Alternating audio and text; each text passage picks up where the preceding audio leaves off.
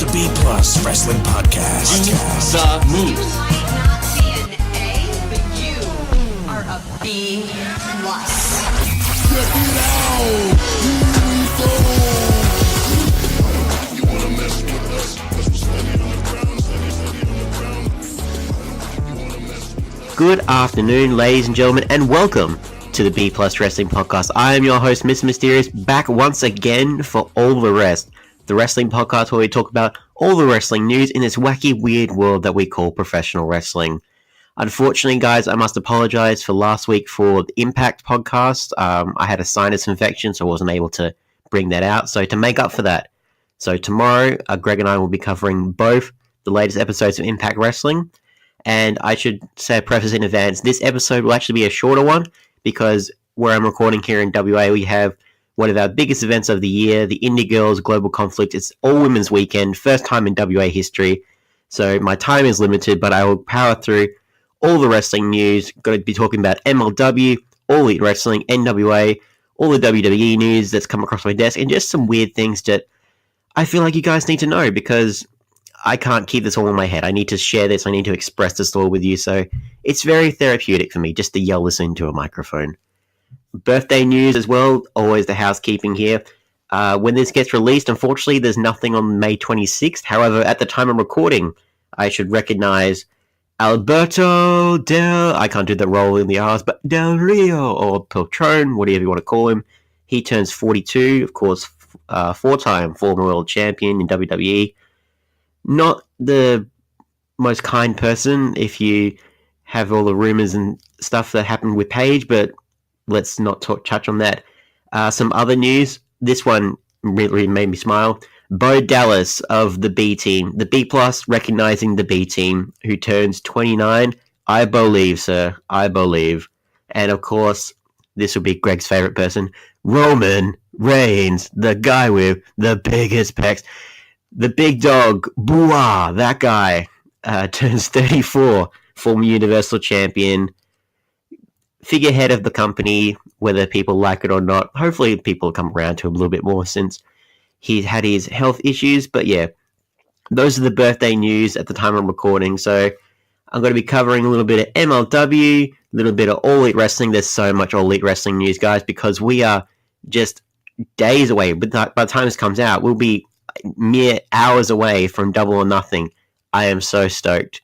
We did a little preview show, like Greg, I, and Danders, talking about the run sheet for Double or Nothing. Some other stuff's come out in the intermission between there, so I'll try and get through that as best I can. But without further ado, MLW, episode 58, main evented by Brian Pillman Jr., go up against Rich Swann in the semifinals for the National Openweight Championship qualifier. This one, we're going through more of the same stuff from Super Fight, and this was... No, apologies, not from Super Fight, from Battle Riot.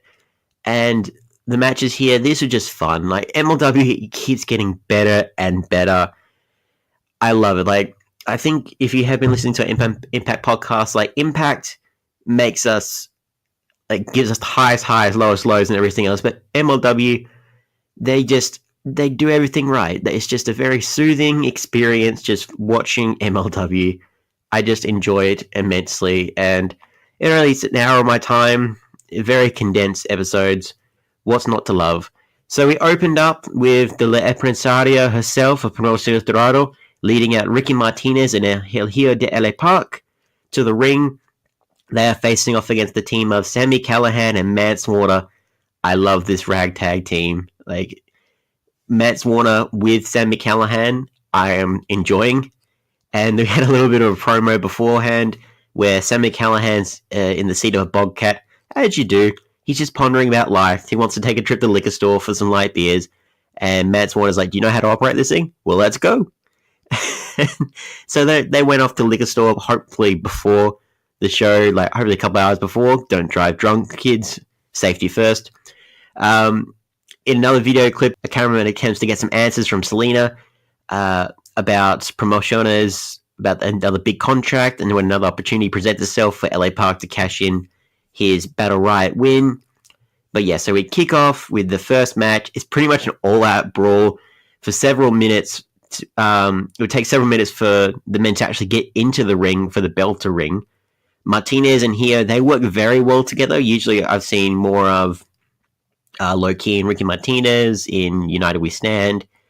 El Hio, he hasn't really... Sometimes he's teamed up with his dad, so this is the other ragtag team. So Martinez and El Hio, they are the lesser experienced members of Promociones, so it's nice to see that they have a nice bit of chemistry, and they've probably been preparing for this for quite a while.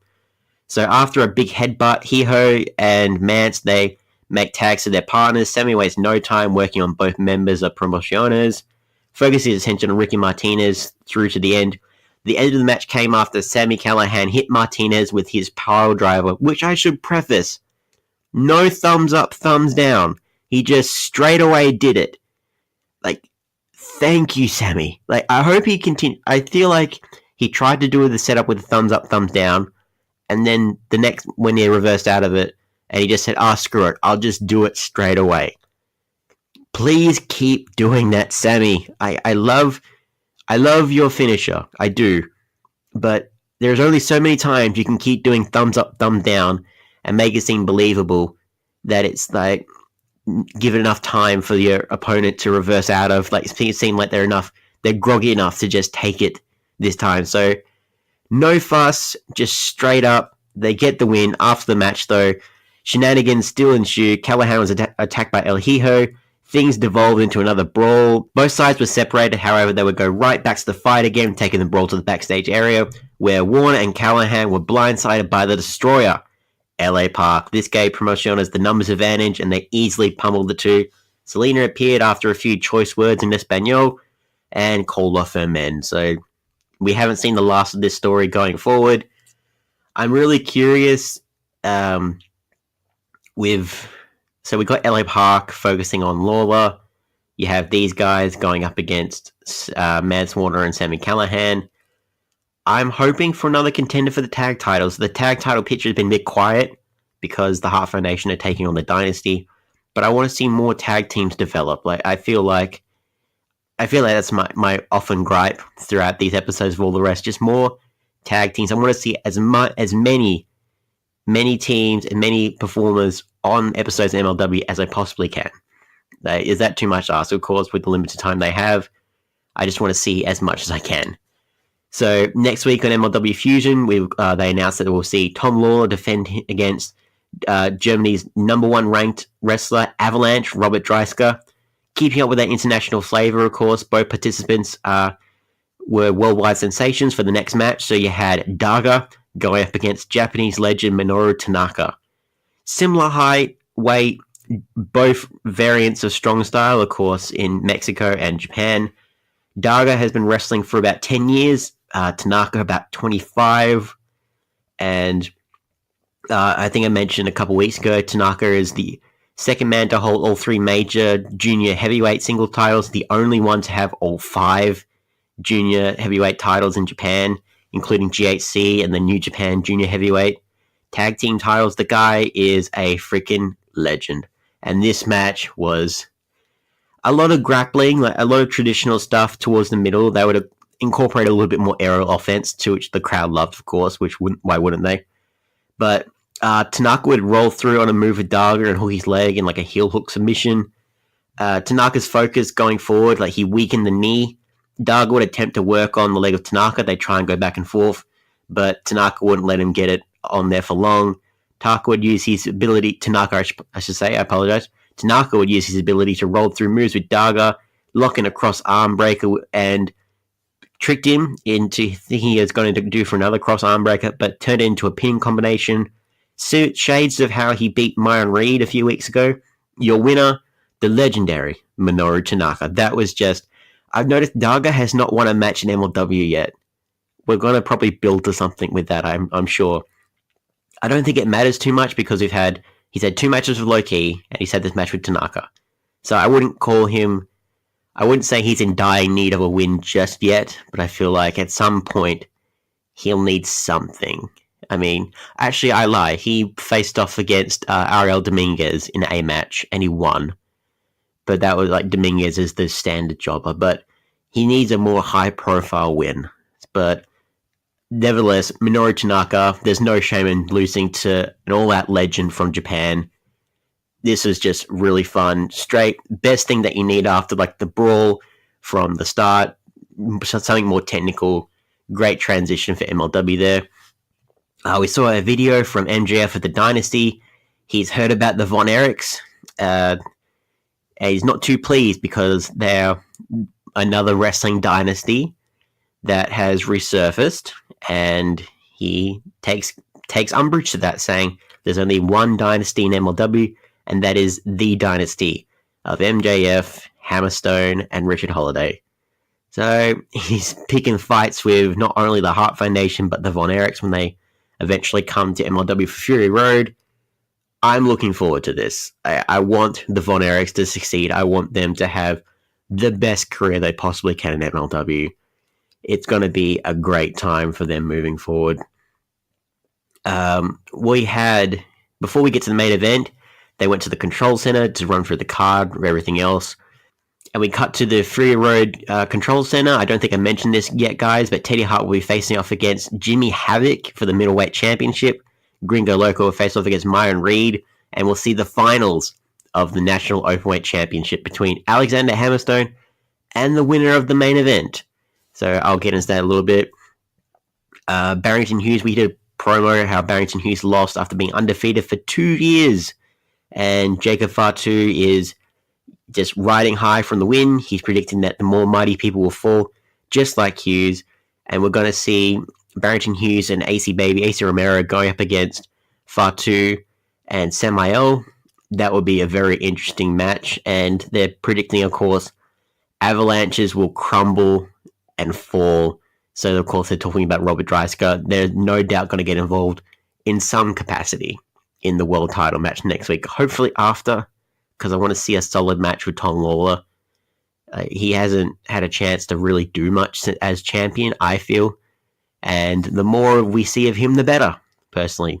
The more we see of him, the better. So the main event, guys, Brian Pillman Jr. are going up against Rich Swann. The winner going to face Alexander Hammerstone. Gee, I wonder who won this match. It was Brian Pillman Jr. There was no doubt. The moment I saw these brackets a couple weeks ago, the moment Hammerstone won last week, it was obvious that it was going to be Hart Foundation and Dynasty once again. Nevertheless, very entertaining match. Rich Swann, if you saw him on Impact last week, yeah, that should tell you just the caliber of wrestler that he is. He's more subdued in MLW with this weird gimmick where he's upset with the referees, he's upset with the establishment, him and Myron Reed. I'm still trying to pinpoint what exactly they're going for. Like, I'm hoping that this is the one referee angle that actually works in professional wrestling, because referee storylines, they don't usually work too well. But we'll focus on this one. So Swann came out first, accompanied by Myron Reed. They're wearing their tape over their mouth as usual, with justice on it. They're still taking issue with officials in MLW. They refer to them as biased. Both Reed and Swann take issue with Swann being checked for foreign objects prior to the match. And Rich Bikini is kind of being devil's advocate, saying, why not check Pillman as well? So they're trying to sow the seeds of doubt that maybe the refs are out to get them, actually. Which, if they are, very subtle. But I don't know. I don't see, like, again, referee storylines, they don't usually work. So I'm hoping that this one works, but I won't focus on that too much. But under the threat of walking out, Doug Markham says that he will raise Pillman's hand if they, so Swann tried to leave when the referee tried to check him for things, and he said he'll raise Pillman's hand if he does. This draws Swann back into the ring. The match got underway. A lot of interruptions and distractions by Myron Reed. Very clever ring awareness. I'm really impressed how he managed to do half the shit he did without the referee noticing. Pillman eventually had enough takes on Reed to take Reed out with a similar missile dropkick. Pillman's momentum does come to an end when Reed recovers and interferes out of the referee's eye shot. Swann took control and used every 5 count, every dirty tactic you could think of. Swann lost his patience with the referee and all the near falls. Doug Markham eventually had enough of Rich Swann criticizing him the whole time. He shoves Rich Swann. Myron Reed is then drawn onto the apron by this, And when Swan attempts to take advantage, he's bamboozled, I think is the right word, by Pillman. So Pillman sends Swan into Reed, rolls him up for the 3 count. Brian Pillman Jr. advances to the finals without the help of the Hart Foundation. He's showing he's very capable wrestler on his own. Facing off against Alexander Hammerstone in the finals for Fury Road. We cut back to Casey Lennox standing by with Alexander Hammerstone. He cuts a promo on Brian, talking about his genetic advantage, saying his tactics may be questionable, his attitude abominable, but you know what? He has the it factor, and he's going to prove it next time when he faces off against Brian Pillman. Standard episode MLW, fantastic matches, quality content. Preview for episode 59, they're saying that the body count will rise, of course, Contra, as we mentioned before. We'll see Selena and Promociones Dorado in action as Loki and Ricky Martinez look to showcase their dominance. I don't know if that will be in a tag match or in 2 singles.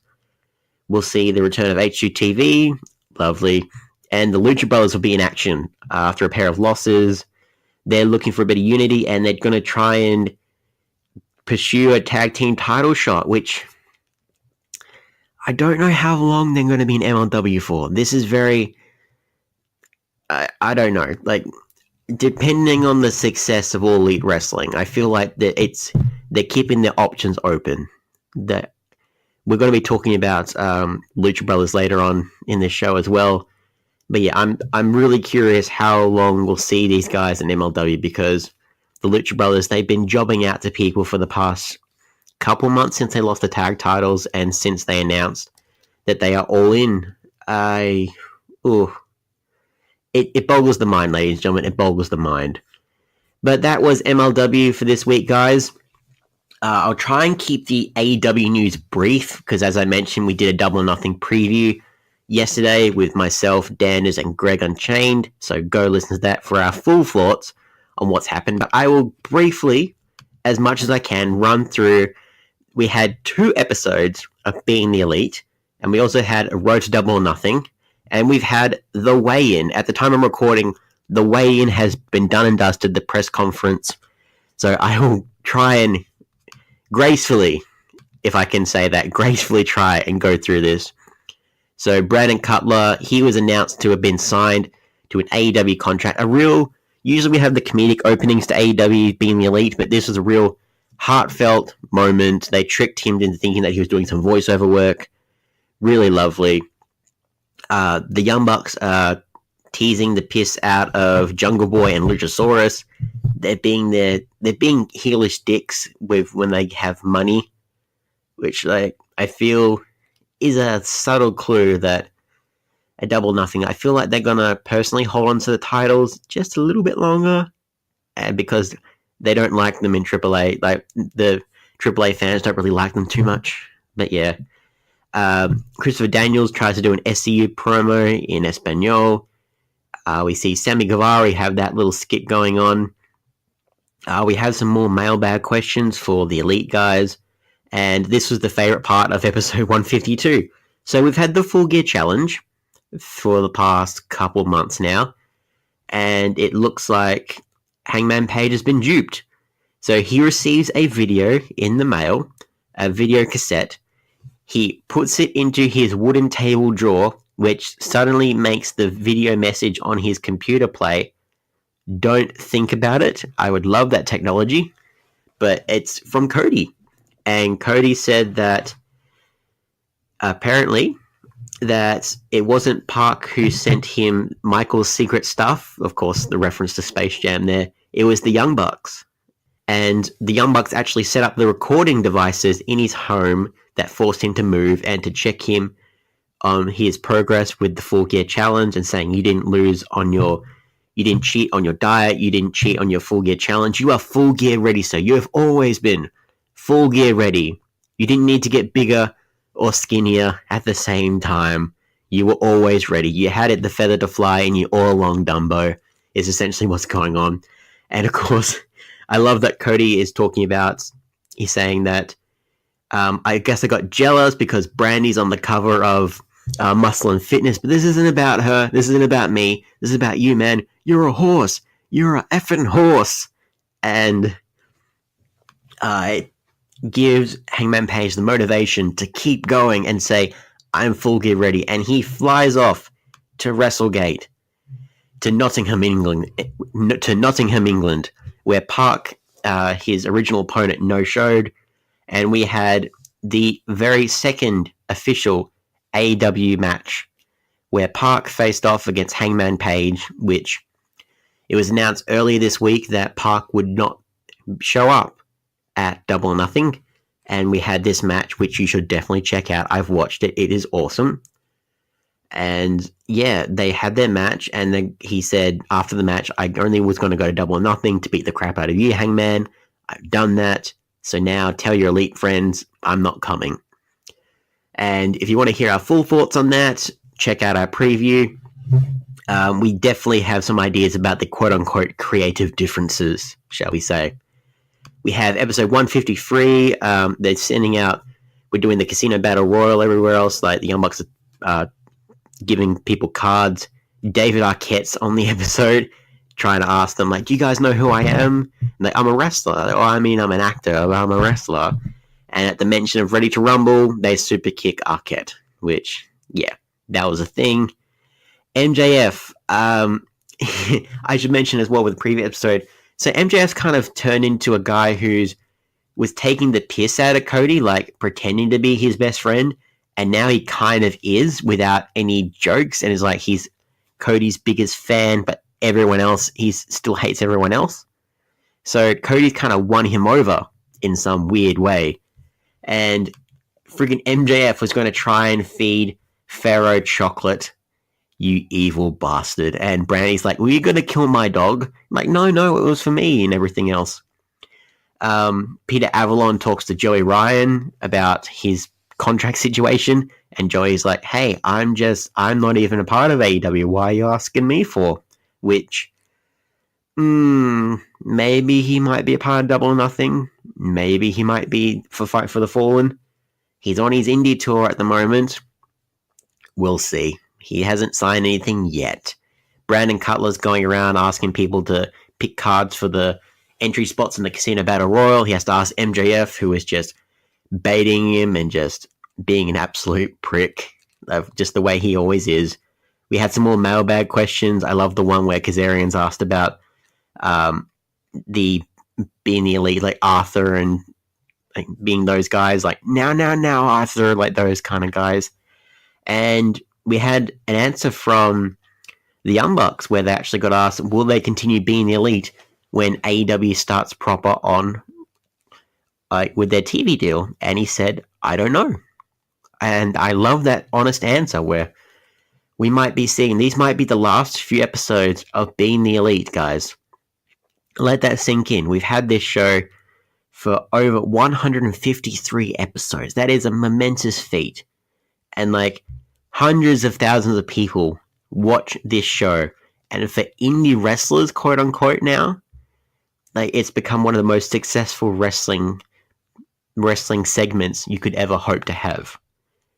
And yeah, that is essentially it. So we, of course, the Young Bucks are building up to their match against the Lucha Brothers. They're going through their accomplishments. We still don't know their big secret move that they've got lined up for the Lucha Brothers, but we will have to wait and see. We will wait and see. And we had Double or Nothing, where comedian Jack Whitehall, he talked to Brandy, talked to Tony Khan, Cody Rhodes. Brandy gave her thumbs up to all the ladies in the Triple Threat women's match. Nyla Rose, Britt Baker, and Kylie Ray. Really curious what Brandy's role is in all of this. She has a lot of things concocted. We shall see. And I love, like we talked about this on the preview, AEW preview, but Tony Khan and Cody, they're saying that they're after the lapsed fan. The lapsed wrestling fan is their target audience, where wrestling has been watered down for a very long time, and they look to take advantage of that market and give people something that they've been craving for all this time. And I love that dynamic. I love that angle that they're working. And this episode, like these episodes Double or Nothing, prove just how amazing this project is going to be and will be. So Jack Whitehall's interviewing everybody, and we get a sneak peek. We try to get a sneak peek of the AEW Championship. Jack Whitehall can't get the belt out, but he's like, it's in there. It's in there. And yeah, that was those episodes there. I'll go through the weigh-in quickly as best I can, guys. So we had... I've heard from Greg Unchained, so he actually watched the weigh-in, and he's surprised that they didn't really commit to it all that much. So despite being all in, quote-unquote, they didn't really do much. So we had Sammy Guevara with Kip Sabian. They had a little segment where Sammy Guevara actually low-blowed Sabian. He flipped off the crowd. Sabian said to Guevara that he will F him up, you know. The Young Bucks came out talking about their long journey to get to here at the moment with All Elite Wrestling. They said that once time that Matt thought that he was going to quit, but Nick told him that they need to keep going. They feel like AEW makes the low pay, long travel worth it. Like, low pay. I feel like that's a subtle hint there because, like, being the Elite, they're giving their kids $500, like, they're giving their kids hundreds of dollars in their, like, Easter eggs and everything else. Like, ugh, very sneaky stuff, Young Bucks. I've got my eyes on you. We see Dustin Rhodes, Goldust, come out, and he says that this is the most important thing that he's done in his career. What will happen tomorrow? He said he's one of the last left from the Attitude Era, but he's trained his ass off and he's not a dying horse. Rhodes reveals that he's Dusty's favorite t-shirt, which, brother versus brother, that's just mean. Prompts a Dusty's favorite chant from the crowd. There wasn't really much to this, I've got to be honest. MJF got elected and taken out by security for heckling Justin Roberts and Jennifer Decker, who are hosting the event. They introduced Kylie Ray for a bit. She helped a fan couple propose, which was awesome. Ray discussed a match with Nyla Rose and Britt Baker. Said she's being so happy isn't a gimmick, it's who she is and how she's excited about AEW. And yeah, of course, bringing up a fan on stage to help propose, which was very sweet. Again, for the weigh-in, quote-unquote, there wasn't much weigh-in, which is very weird. I don't understand it, personally. Maybe they can work on the whole... because they want to be more sports-orientated, and this was more of a press conference than an actual weigh-in. But I don't know. Maybe we'll see more of that later on when AEW invests more time in Fight for the Fallen and their weekly show. We'll have to wait and see, but I have to admit, it was a little bit disappointing. So that is all the wrestling news, guys. A lot of it to go through. NWA front's a little bit quiet, but they did release a video where the Briscoes are on a path to just mess up the NWA now because they got disqualified from the tag team title tournament, the Crockett Cup. So not only did they beat up Villain Enterprises, who went on to become the tag team champions, the week after Ring of Honor, they beat up Colt Cabana, who is now the national champion. And Nick Aldis was on commentary, and he took offense to their words. And they beat up the NWA World Heavyweight Champion, which, yeah, they've definitely made their mark. The Briscoes are... I don't know if they're going to go for the tag titles first. I would hope so, because the Briscoes are awesome. Maybe they might go after Aldis and Cabana, make them band together first. Just a little bit of stuff to focus on before the next big NWA event unfolds. So that's all the news out of those camps, guys. MLW, All Elite Wrestling, NWA. Before I get into the other big stories from this week, let's hear from Greg with our sponsors. Promotional consideration paid for by the following. Hey guys, just a reminder, if you want to hear all of these wonderful B Plus podcast episodes completely ad-free, make sure you head over to Patreon or Podbean, where we are the featured podcast this week. You can subscribe for as little as $1 a month up to $10 a month, where anything you want to help us with, it really helps out. It's going to help us grow the site. It's going to help us redesign some things, and everything that we get through this and through the advertising as well is all going straight back into the podcast so that we can get Aussie Graps out there for the rest of the world to hear about, for the rest of the world to see, so we can grow this mission of watch global, support local, and build indie wrestling.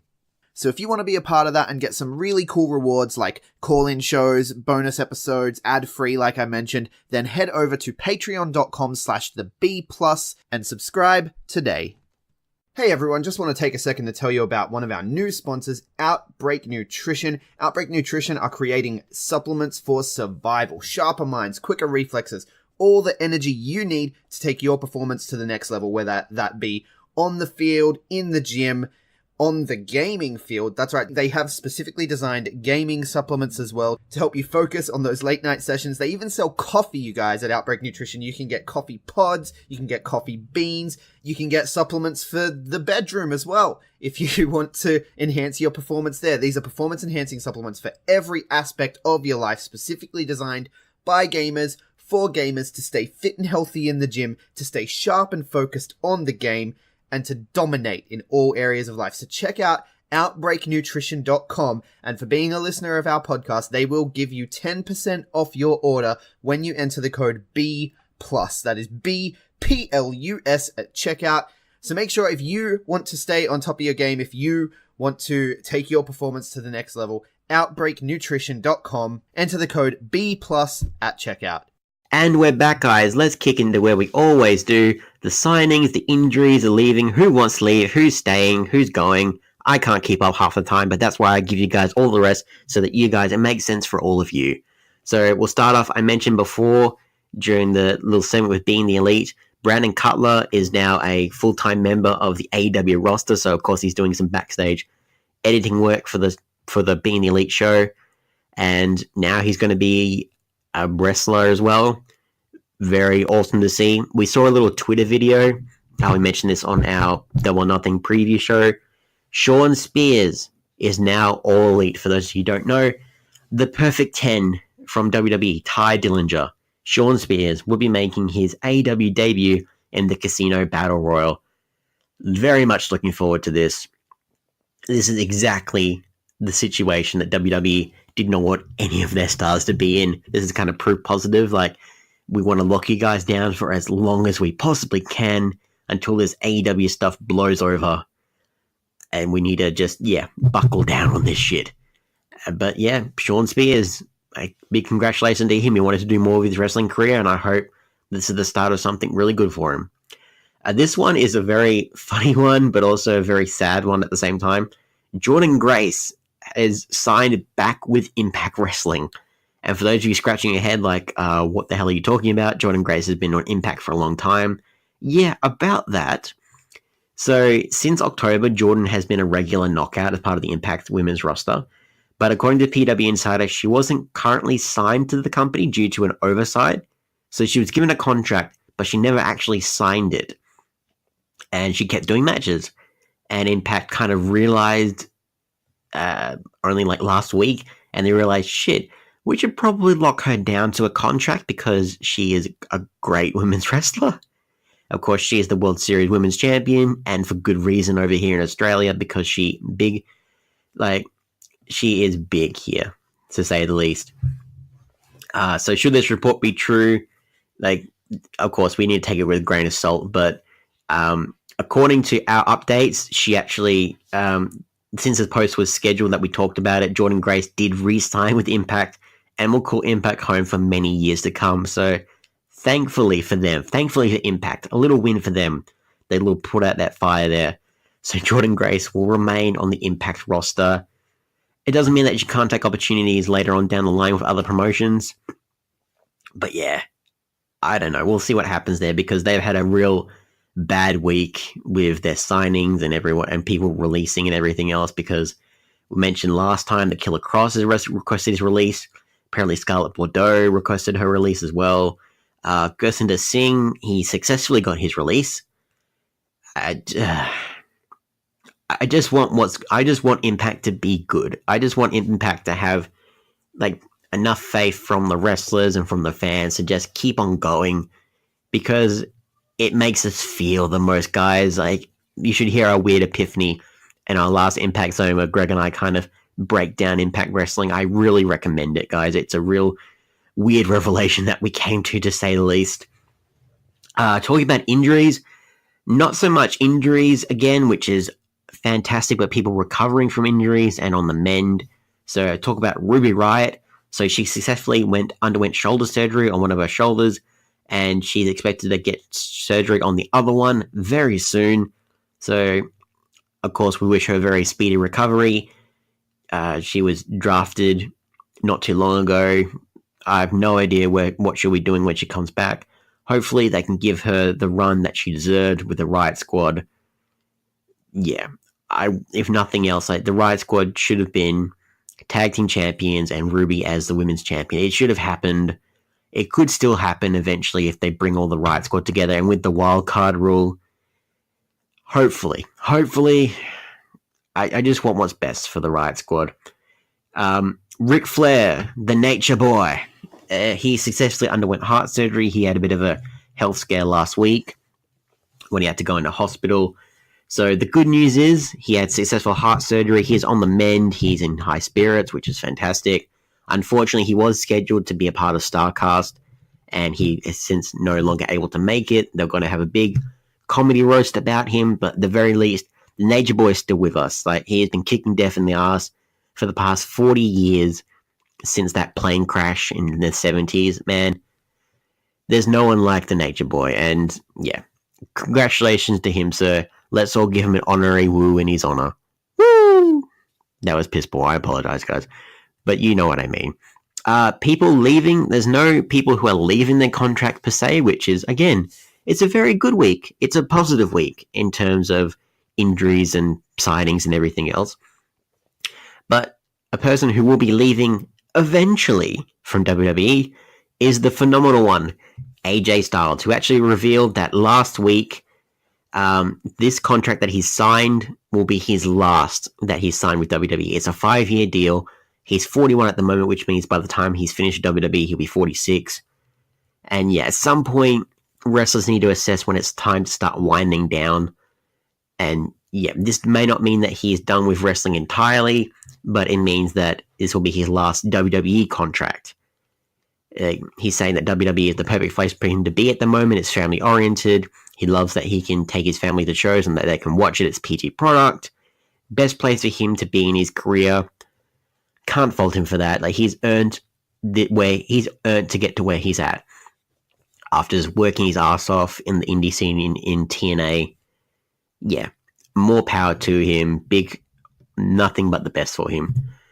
So that's all the signings, injuries, and people leaving, guys. Let's go into all the news stories that have popped up. Super Showdown, the little Saudi shows that they just won't die, and they just won't go away, because of the circumstances surrounding the Saudi shows and the ethical reasons and the personal reasons of people involved.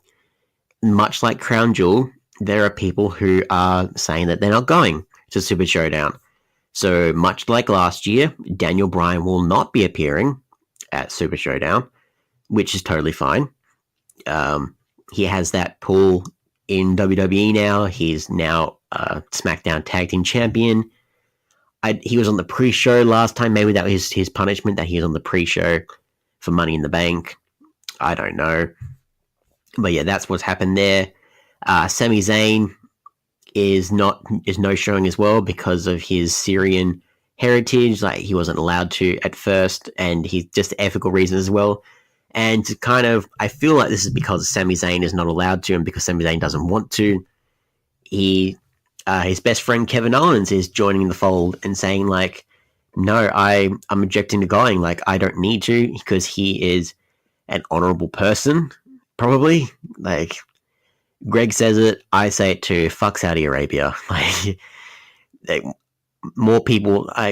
We know that more people in wrestling in WWE want to say no, but they're not in the positions to say no about this show, and it's just the way it is, man. Like, of course, some stars like Alexa Bliss, they say they would love to work in Saudi Arabia. They'd love the Saudi money, but of course, they don't allow any women there, which is why we're getting the likes of Carmella in Melbourne for Oz Comic Con, which Greg announced on Aussie Graps a couple days ago. Go have a listen to that, guys. So we got Kevin Owens out, Sami Zayn out, and Daniel Bryan, and another name is Aleister Black. So not because he didn't want to per se, but because he has pulled out due to conflict with his highly religious themed tattooed imagery. So apparently there's a lot of connotations with his ink that he wears on his body.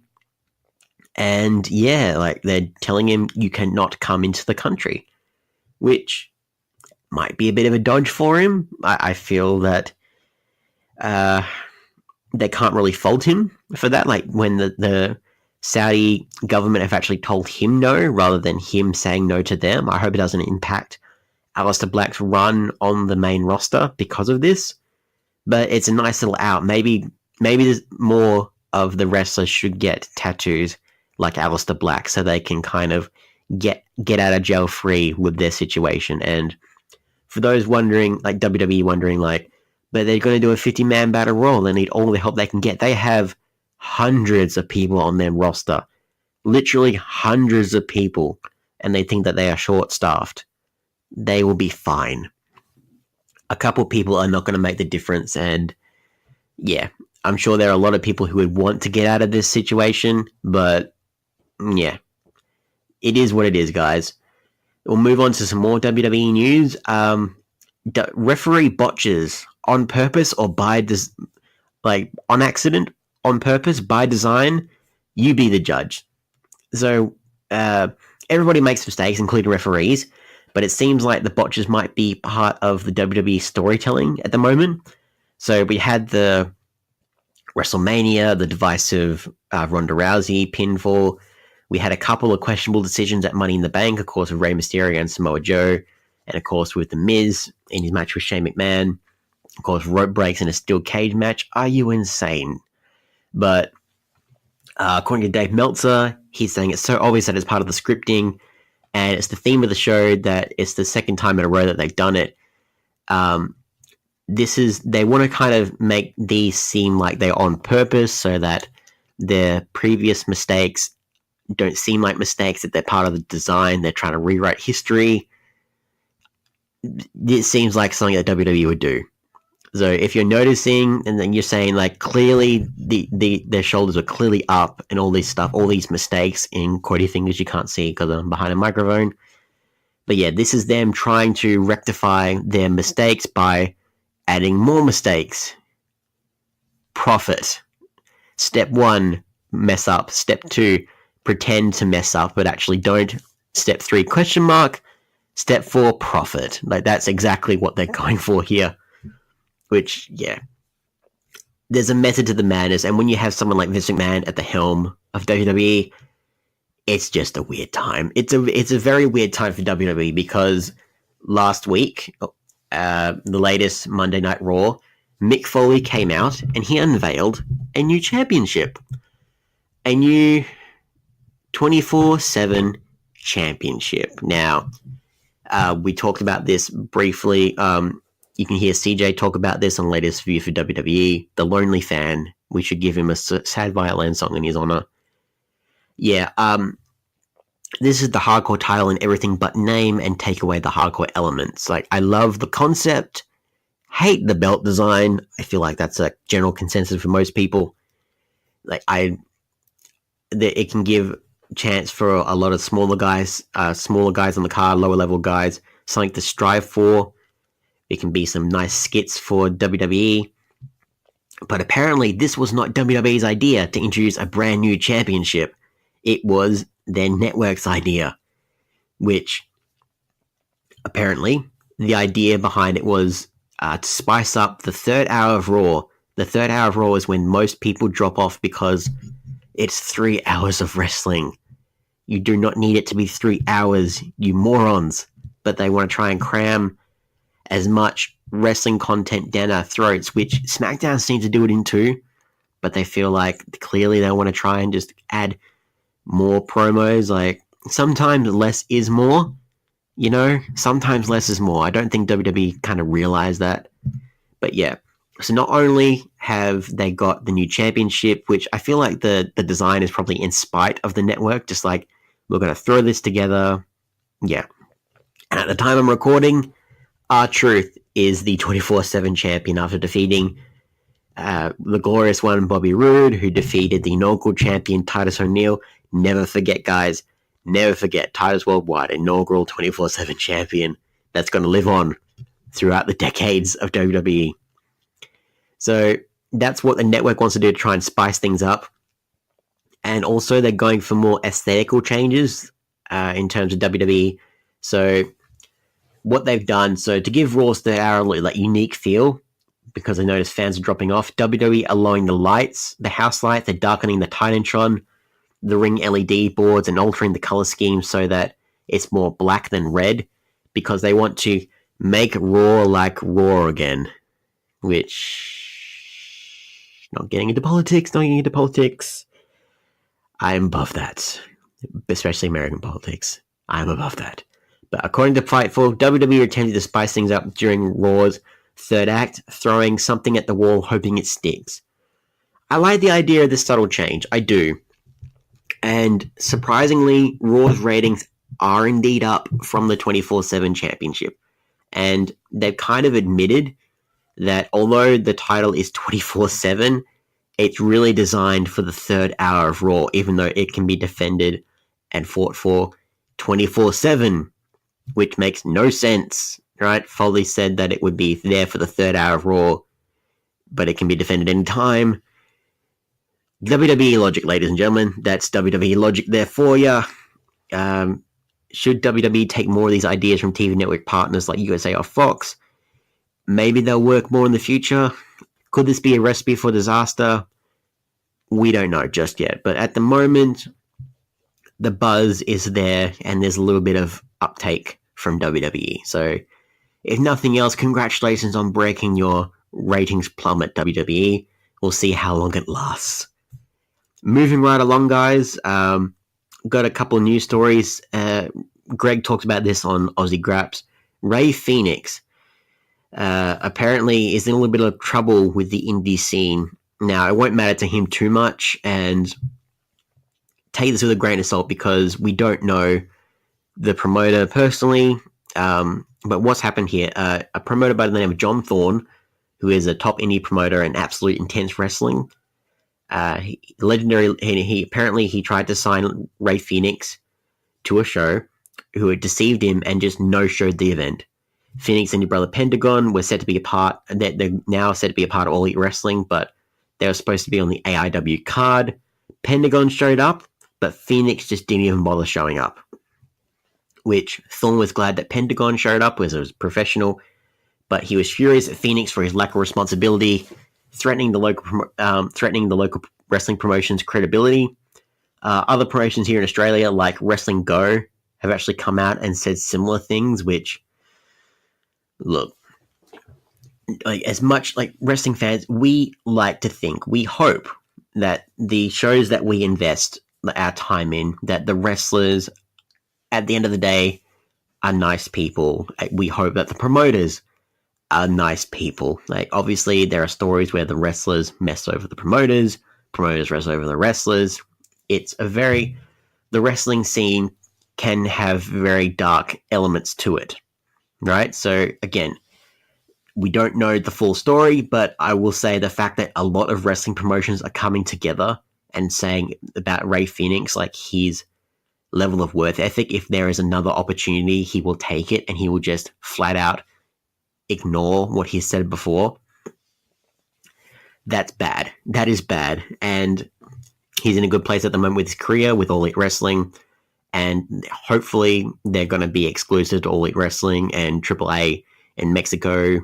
I feel like that's going to be what's happening. But if that doesn't work out for him and we see him eventually not getting booked as much and he has to go back down the card, go back down to other indie shows down the line, he better be prepared for some backlash, because wrestling promoters don't forget, and the wrestling community does not forget stuff like this. So, like, the people that you have stepped on to get all the way up to where you are, be ready to say hi to them on the way down. It's the wrestling world is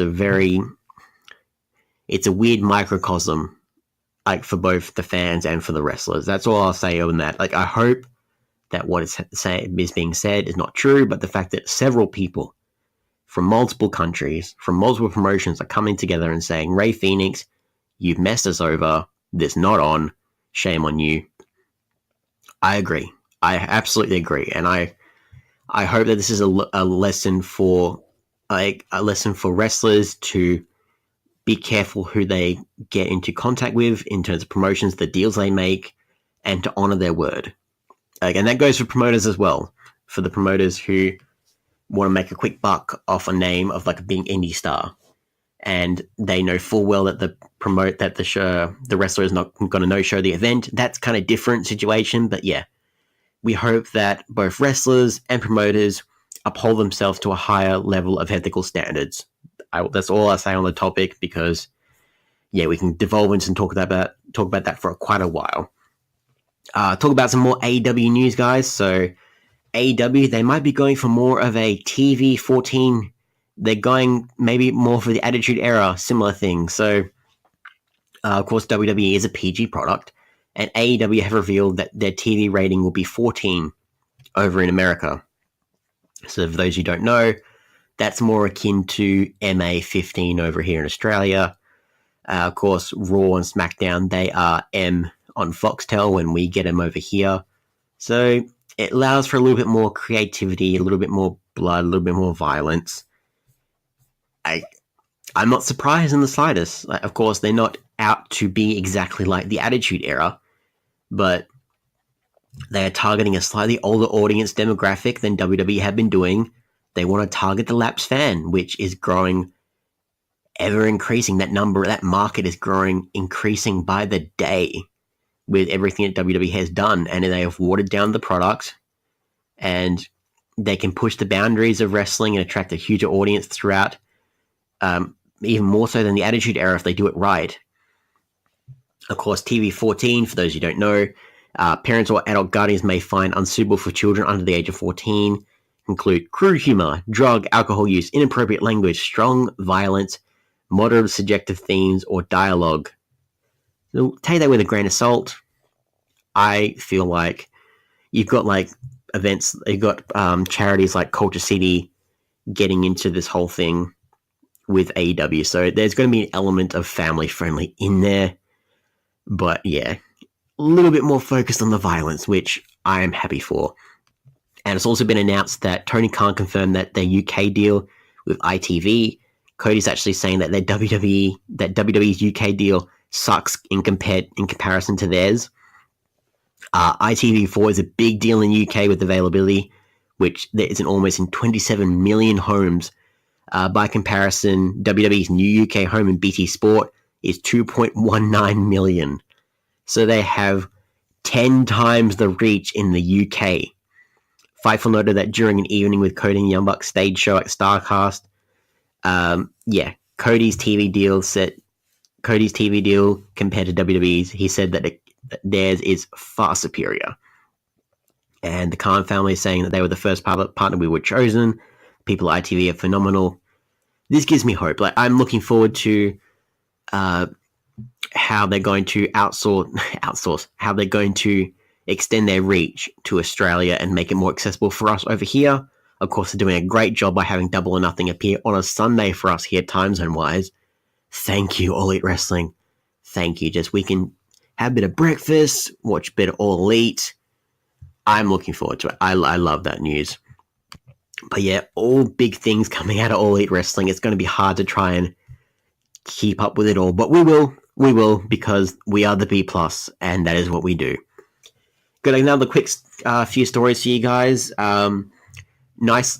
Unfortunately, so we talked about last week about Ashley Mazzaro passing away. It's now been revealed, unfortunately, to be suicide, which is heartbreaking news. And of course, the stories about that she may have got sexually assaulted during a WWE show for the Tour for the Troops. I won't get into that because there's a lot of differing stories. Apparently, she might have apologized to WWE about trying to sue them for everything else. There's a lot up in the air, and all we can say is we extend our sincerest condolences to Ashley's family, and wrestlers have actually gone out of their way to try and raise money for Ashley's family. So the group of Mickie James, Lillian Garcia, Lita, Gail Kim, Brooke Adams, Maria Kanellis, Candice Michelle, Taryn Terrell, Shelly Martinez, Katarina Waters, Victoria, Christy Hemme, Rosa Mendes, Trish Stratus, and Tori Wilson have all banded together. They are called the Squared Circle Sisters. So they've actually started a GoFundMe. We posted it on our website, guys. We posted it on our Facebook page. Click on the link if you want to donate your support to assist Ashley's daughter continue her education in the wake of her mother's passing. So far, the group have raised about $30,000, including a $5,000 donation from Mick Foley. Mick Foley, you're just an upstanding guy. Like, we wish all the best for you. Just don't let the reception from the 24/7 championship fool you. We love you. You're a great guy. Like, have a nice day, sir. That's all I can say. And yeah, if you want to show your support, guys, please, I strongly stress that you help with the GoFundMe. If you want to donate your money to a good cause, Squared Circle Sisters is the way to go. We have a couple stories. It is bipolar month, for those who don't know, bipolar awareness, bipolar disorder, and a few stars have actually talked about mental health throughout the past weeks. Whether like not coordinated, it's kind of worked out that way. So AJ Lee, because she's got her book Crazy My Superpower, she's breaking down barriers about the word crazy. And Bray Wyatt, of course, he welcomed his new son into the world, him and JoJo. Like, big congratulations to him. And he's actually addressed his mental health status, saying he's not trying to motivate anyone he posted a thing on Instagram, but he sees mental illness as a superpower, and he's clear and he's focused and he's ready. The leader of the Firefly Funhouse is ready. Will you let him in? Yeah, I'll let him in. I'll let you guys know what happens. Hopefully I can make it through the situation. But, listen and read his Instagram post about his mental health and about his family. It's very sweet. And yeah, we need to get rid of the stigma behind mental health and mental illness, because a lot of people have their own issues. We lose so many people to mental illness every year, to their own personal demons, and the more we can break down those barriers, the better, is all I will say. We've got a couple quick stories before we finish, guys. So Steve Austin looks like he's going to have his own talk show, which, of course, why not? USA Network announced that they're going to have a straight-to-series pickup order for Straight Up Steve Austin, which would be a half-hour series focused mainly centered around Stone Cold, interviewing various celebrities. It will surprise no one to learn that USA will be pairing Straight Up with Monday Night Raw, making the chat debut August 12th. He's going to be interviewing a variety of stars, and the only WWE star that has been announced for this run has been the man they call Becky Lynch. So we'll see what happens there. Apparently he's going to be interviewing a couple other stars from very sports stars, celebrities, musicians, etc. It's got him in a monster truck. So forget comedians and cars getting coffee. Let's go. Let's have Steve Austin in monster trucks getting beer on a beer run. Give me a hell yeah. That's amazing. I'm looking forward to that. And the last story of the day, Nick Gage. Very bizarre story here. So for some reason, he does not know anything about Pokemon. A fan created an image of Squirtle wearing a Nick Gage MDK shirt, and the deathmatch wrestler wasn't a fan. He thought it was an effed up alien. And when people explained to him, no, that's Squirtle, it's the best Gen 1 starter, which I hold to that. I love me some Squirtle.